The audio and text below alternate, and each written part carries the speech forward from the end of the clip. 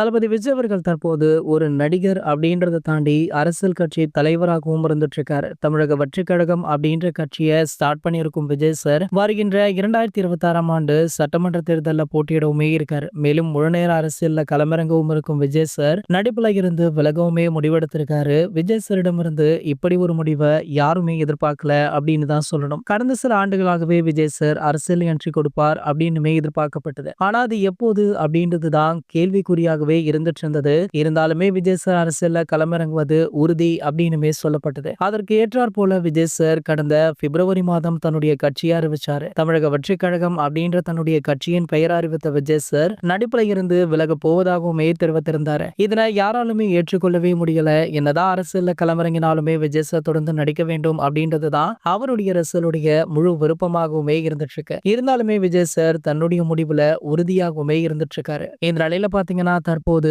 அவர் நடிச்சிட்டு இருக்க திரைப்படம் தான் அவருடைய திரை வாழ்க்கையில கடைசி திரைப்படம் அப்படின்னு சொல்லப்படுது. இந்த நிலையில தற்போது இந்த படத்துடைய 40% படப்பிடிப்பை இந்த படத்துடைய இயக்குனரான வினோத் அவர்கள் முடிச்சிருக்காராம். 5வது கட்ட படப்பிடிப்பிற்காக படக்குழு வெளிநாடுமே செல்ல இருக்காங்க. அதற்குள்ள ஒரு சில கட்சி வேலைகளை தளபதி விஜய் அவர்கள் முடித்துவிட்டு செல்ல இருக்காராம். இந்த நிலையில பாத்தீங்கன்னா தற்போது இந்த படத்துடைய ப்ரோமோ அல்லது கிளிம்ஸ் வீடியோ ஒன்று வெளியாக உள்ளதாக செய்திகள் சமூக வலைதளங்கள்ல வைரலாக போயிட்டு இருக்கு.